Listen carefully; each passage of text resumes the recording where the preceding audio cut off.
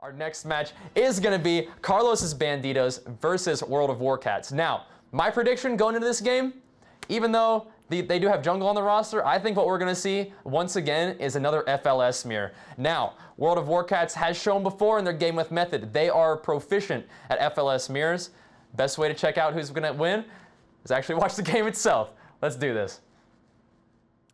Thanks again, Vijay. And I think World of Warcats is trolling you because this time around they are actually going with Black Jeff on that Death Knight, Beats by Drake on the Warlock, and Brianma on the Holy Paladin. So I think they're listening in and they're just making their decision based on what Bajira doesn't say. Maybe they're afraid he's leaking information out to the enemy team, so they just want to throw that wrench into it. But this is going to be an exciting match. Of course, we are going to have Walter Bear on Pharaoh, Vasil on Affliction Warlock, and then we are going to have Absturge playing that Resto Shaman. And like we said before, Absturge was really my MVP of the series before. So let's see if he can make something happen, because this team of World of Warcats is going to do a ton of damage playing this Shadow Cleave. He's going to ride straight out of the gates, gets interrupted, having to desecrate ground immediately. It looks like they are going to train the Shaman. That is their plan. That AMS comes out from Black Jeff, trying to stop some CC because he wants to stay offensive onto Absturge, as Absturge down to half with that Strangulate, as he is going to take a ton of damage right now. They really need to stop. The pillar comes out,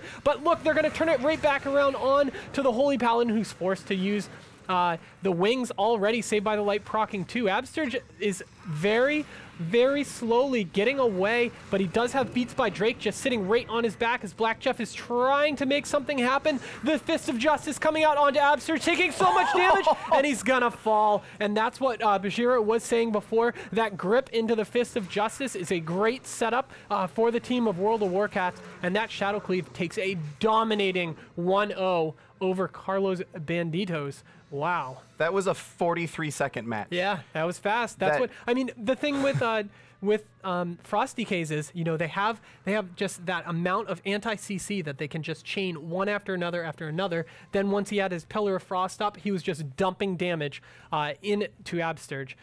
So that was a rough match for Absturge, because as you can see, the healing difference, they did go on to Brian Ma, which was the Holy Paladin from World of Warcats, who was able to pump out 2.3 million healing, compared to Absturge doing 500,000 damage. Yeah. So that just tells how much time he was spent running away, trying to just get that 1 foot away from Black Jeff before he could cast some spells. Yeah, definitely. That was very, very well played by World of Warcats there, making sure that they used every single bit of advantage that they could find to be able to force a very, very quick win in that first game. That's going to put them up 1-0. This is still a best of 5. Puts them up 1-0 versus Carlos's Bandidos. Let's head over to Bajira at the analyst station and find out his take on that last game.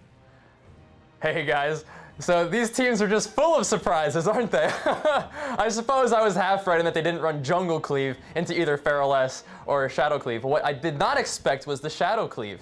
On their latter matches, it seemed like World of Warcats was struggling against Feral Lock Shaman. That being said, these guys are top-tier players, able to make adjustments, try different strategies on the fly, and if anybody's familiar with Jeff out there, this guy knows how to train a shaman. So, I was thinking they would use that Death Grip into Fist of Justice Strangulate combo. The funny thing about that is, say, who needs the setup? Let's just run at that shaman. And Absturge, being the great healer that he is, was able to survive a little while, but that intense damage from the DK Jeff was just a little bit too much for him. So, going into the next match, it's going to be interesting. One, I have no idea if they're going to change comps up, but I'm thinking that they probably won't. I think that FLS does have a very solid chance against the Shadow Cleave. However, they are going to have to play it a little bit differently, maybe play it a little bit more defensively. I know a Death Knight can definitely be hard to peel when they've got all their cooldowns up, but seeing as how that match only lasted 43 seconds, that Death Knight must have cycled through everything he had, and if they can survive past that point, maybe they can eventually wear this team down. That being said, I do expect the Shadow Cleave to continue their aggressive shaman training strategy. You know, if it ain't broke, don't fix it, right? Training shamans has been a Death Knight specialty for a long time, and Jeff being the only Death Knight, arguably the best Death Knight in this tournament, right? Definitely seems to have his shaman training skill level all the way maxed out, so we'll see what they decide to do. Feral Lock Shaman versus Shadow Cleave is my call. Once again, I think that the Feral Lock Shaman is going to try to survive a little bit longer. Meanwhile, the Shadow Cleave is going to be doing more of the same, training that Shaman. Like I said, the best way to find out is to get into the game. Let's send it back to the casters, and let's do this. Thanks again, Bajira. And we do have a map choice. It is going to be Blade's Edge Arena. They are sticking with the same composition, so World of Warcats must not have been listening, or else I'm sure they would have changed just to spite Bajira. But yes, we are going to have that Shadow Cleave versus that FLS composition once again. And Blade's Edge Arena is an interesting choice for Carlos Bandidos here. My guess is that they want to do similar to what Luminosity just did on this map and use the line of sight blockers, make sure that they have the option to go defensive when they need it, especially against the Shadow Cleave with Black Jeff able to use his grips, use his strangulates, and so on.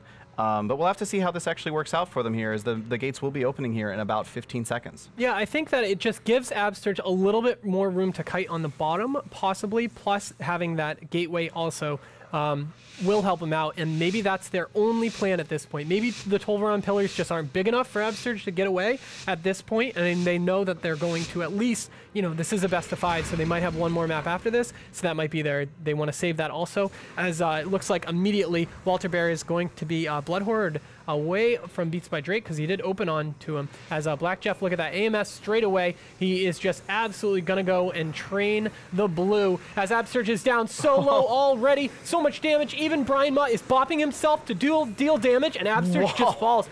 That was everyone involved right from the start. They didn't have any counter CC to go away, and that match is now over.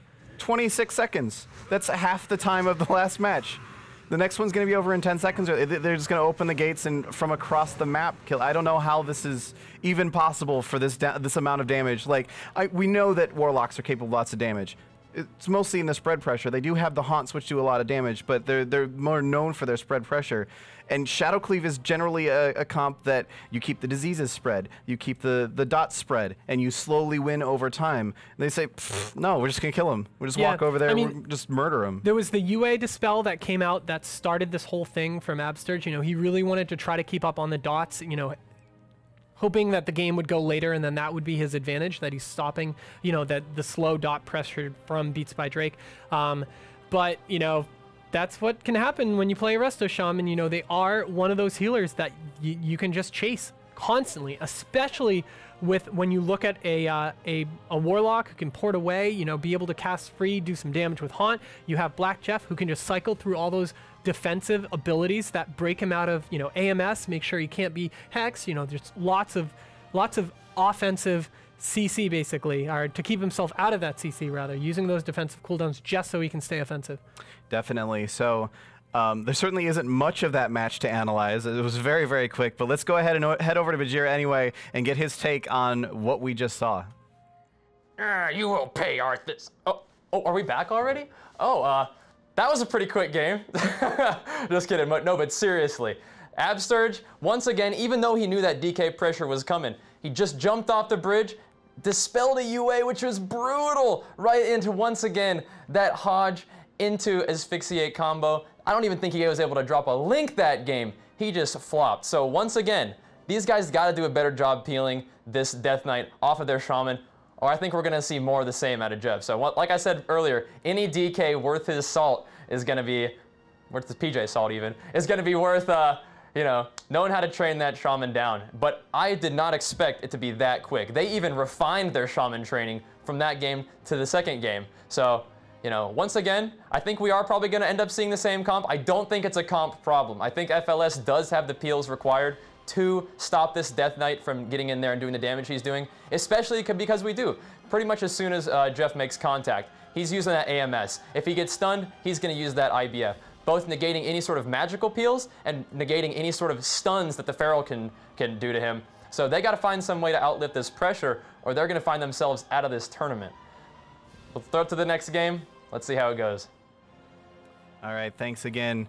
And yeah, they do obviously the winner of this series, and if World of Warcats can pull out another win here, they will be our second team to qualify. And that won't be the end of the road for the Bandidos. They will not be riding off into the sunset. just yet. They will have their third place match, but they're going to have to go up against Dream Team if that's what happens here. So that's they're definitely going to want to say, let's just qualify now. Let's not have to worry about that other thing. Let's get them. They want to get themselves a nice 3-0 comeback here. They need to figure something out in order to be able to do that, though. But look at their roster. What can they do different? I mean, the one thing that they can do at this point is swap the Feral with a Hunter or swap the Warlock with a Hunter, and I don't think that would have made any difference in that match. Yeah. Yeah, no, that's fair. I'm just thinking about it. The Hunter might... I'm trying to think if the Hunter even has any other sort of peel that can get through Black Jeff's AMS and his IBF, but I don't think he actually does. I don't know. This matchup is just... It's not good on paper for Carlos's Bandidos. They need to get a map where they can let Absurge get away. And I mean, what else can they do at this point? This is a tough matchup for them. And of course, World of Warcraft just they know the strategy. They know all they have to do against this team is just kill Absurge. Yep. Well, we'll have to see if they can do that again. Let's go ahead and once again just bring up the prize pool that they're fighting over here, because they will be going on to regionals if they are able to qualify. And that regional prize pool is $100,000. So the first prize of that actually being $50,000. So obviously they want to be able to qualify and move on here. Even if they go in and they go out at the 8th place or whatever, that's still $2,000 that they get to walk away with. So we definitely want to. They definitely want to qualify. It's not a small thing whatsoever. So they're going to be taking some time. And actually, what's going on right now is they're just taking a little bit of time to discuss this and say, okay, we're getting dominated here. Like, what can we do? How can we take care of this? They're having the same sort of discussions we are going. How do we even stop this? What are our options here? They're looking at their roster. They're going, can we bring in the Hunter? Does that make a difference? Like. And I don't know. I don't know the answer to those questions. Yeah, and I mean maybe the Hunter Feral could give them some answers, but I don't know. It doesn't look too great for them. And of course, one of the rules that we have is that teams have delay time so that they can talk about it. We do like to keep these matches going really fast, and it seems like a lot of teams they don't want to talk about the match that just happened. They just want to go ahead and re-queue. But when you're put this far off tilt, with those matches just being so short, I mean, both matches together were under a minute. Yeah. And I mean, that is not looking good for Carlos Bandidos, so they have to really try to figure something out. And it looks like Tolveron is going to hopefully be their savior in this case. Yeah, they have chosen Tolveron Arena as their map choice for the beginning of their 3-game comeback. And I do like that map choice. Like, it's just a good, well-rounded map all around. It does have much bigger gaps between things, which they can maybe use to try and get away from Black Jeff. But the problem isn't that they just don't have time to run. Like, there's nowhere to go. He shows up, he pushes his buttons, and then Absurge is dead. Like, they have to find some way to not just. Basically, what I'm saying here is that I don't think that the map choice really makes a huge difference with the way that World of Warcats has been playing. It's just a matter of how do we peel the unpeelable Death Knight in this first 20 seconds of the match when he's using his cooldowns, the Warlock is using his cooldowns, and Absurge is caught in a stun. Like, how do you actually deal with that? Baiting a grip into gating away. I mean, there's like everything has to line up perfectly for Absurge to get away from the start. And because all of those defensive buttons do have a cooldown for Black Jeff, all they need to do is survive through that. Absurge needs to live through the pillar, needs to live through the AMS, needs to live through the Fist of Justice from Brian Moss. So I mean, this is. It's only a few things he's got to live through. But if he does at that point, the amount of damage that this team can turn around onto World of Warcats is immense. And, you know, once they can eat through the Holy Paladin bubble, if they want to go on him, you know, which they almost did at the start of the last match. And maybe that they're just going to try to healer race at this point, which hasn't been working for them so far. Yeah, definitely. So there is no comp swap. They are not going for the Hunter. They're sticking with the Feral Lock Shaman composition. Of course, World of Warcats, unsurprisingly, has not changed a thing. It seems to be working really well for them so far. So we will get this match going ASAP here on Tolveron Arena for what could be the last match that Carlos Bandidos has the opportunity to come back in. I'm hoping, just because I want to see more games, I'm hoping that they can start to stage a comeback here. But of course, if they do lose, they will not be knocked out. They will just be going to that 3rd and 4th place match. where they will have to face off against Dream Team for the opportunity to still continue to qualify. This is not the end of the road yet for Carlos Bandidos, but they obviously would like to continue going along this particular path at this moment in time. Yes, they would. Indeed. Now, it looks like we're not seeing too many swaps in terms of the talents and glyphs that these cats are using. And we have... yeah, it's just pretty straightforward. I mean, Absterge is playing Nature's Guardian, you know, using that Windwalk Totem with Call of the Elements, Echo for double link, and that's one of the things we haven't really saw, and we haven't seen at all, is links coming out at the start. Maybe that's a play. And Echo of the Elements for the double link at the beginning and not the Nature Swiftness, so maybe this is what will help them out during this, but we'll have to see. As the gates are going to open, we're going to follow Absterge because he's the member of this team that's really going to make a difference for this match. As right from the start, looks like Black Jeff is just riding around trying to find Absterge, as he is going to get the Cloudburst Totem up and is just dropping all the cooldowns straight from the start, getting the little Cloudburst going, as it looks like Black Jeff, is going to start connecting the early Fist of Justice, and we do see the self-bop, followed by the Denounces coming out. The Strangulate is going to be trinketed with that Spirit Link coming down, but he's still in trouble, trying to run away. The Windwalk Totem was not killed. Absterge is going to get away, but look at the damage that they're putting out onto Brian Ma, as this is what they need to do, followed by the Cyclone, but Vassal is going to be out protecting Absterge. That Pillar of Frost is out by a Black Jeff. He is still doing a ton of damage, but Beats by Drake is also taking a lot of damage. Walter Bear is in that incarnation form, doing a bunch of damage. The Windwalk goes down again as Absterge is able to get a little bit away, but Beats by Drake answers with a Shadow Fury on top of his face, stunning him. Absterge is living a lot longer this time around. The Denounces are coming, dispels a UA off of himself as the Fist of Justice again lands, but Brian Ma having to bubble. This is what Carlos Bandidos needs to do to come back. Yeah, they've already lived twice as long as they did in the first match nearly, so they're doing much better here. And now Black Jeff actually getting low, down to 30% health. Carlos Bandidos may have figured out the key to the puzzle here of World of Warcats. They're doing their best to be able to come around here, and actually Absterge now looks totally safe. He's managed to get over here, out of line of sight. He's got his Cloudburst Totem down. They're going to be totally fine. Turning it around onto Beats by Drake now. They do have the Hand of Sacrifice out on Beats by Drake, but the Cyclone comes out to deny that. Black Jeff with his AMS active is going to be unpeelable for just a couple of seconds, but that's fallen off again. He was not able to do much of anything with that, and now with the stun coming out onto him into the root as well, he's going to actually, did he trinket that? No, excuse me, he was dispelled, but Beats by Drake at 20% health. He gets the Blessing of Protection, which is going to stop Walter Bear for a second, but it doesn't do anything for Vassal, and through the Blessing of Protection, Beats by Drake goes down. And that's everything that needed to happen for Absterge to live. The early Spirit Link, the Windwalk Totem that wasn't killed really gave him the distance that he needed to get onto the opposite sides of the pillar. They just need to keep doing this. I like that they really punished Brian Ma because he went to push in and went to try to do a lot of damage onto Absterge to try to help out, because, I mean, it worked in the last two matches. Yeah. And again, because they were up 2-0, they're able to make those risky plays. Oh yeah, totally. Like, World of Warcats coming off of that, they can go, oh, okay, well, we lost a match, but whatever. They have to win 2 more, we only have to win 1. So World of Warcats should feel fairly confident still coming off of that. However, the one key thing is that it seems like Carlos Bandidos has figured out the best way for them to go through this matchup. I think that Spirit Link was really the key there in getting that Spirit Link down. It was not immediately killed. The Windwalk Totem was huge as well, just making sure that they were able to do that. I also noticed just early on in that match, Walter Bear actually just ran straight for Black Jeff and said, I'm just going to slow you down as much as possible, giving Absterge a little bit more time to even do things like put a healing rain down and stuff like that. So very, very well played match there from Carlos Bandidos, clawing their way back into this series. Let's head over to the analyst station and hear from Jajira on what he thinks of that last match.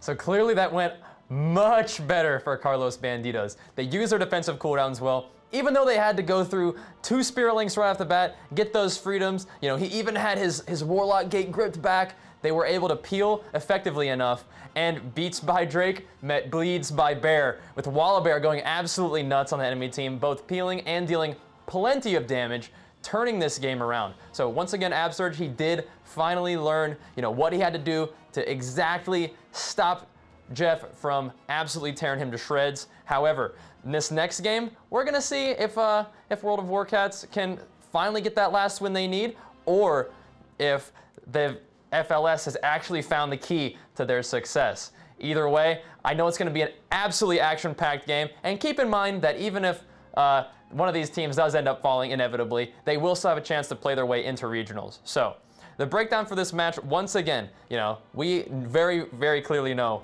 what World of Warcats' strategy is. I don't think we're going to be seeing a change in that, just because Carlos Bandidos were able to respond a little bit better to that, aggressive shaman training style. I think that Wallabear's technique of running straight for Jeff, you know where he's going. Get on that trajectory, stop him if you can. I know that he's got a lot of abilities to sort of avoid the CC that World of Warcats has available, or that the FLS has available, but you still got to put in the work. You still got to do your absolute best to stop that unstoppable force. And I think if they can do that, they may just be able to fight their way back into this game, into this series, that is. Either way, we're going to find out just exactly how it's going to go once we get back into the game. Enjoy. Thanks again so much. We are getting into this match here very, very shortly. It is going to be on Ruins of Lordaeron. It's an interesting choice. I like this choice from World of Warcats. Obviously, much shorter overall distances. It's going to help Black Jeff stay stuck on his target a lot more.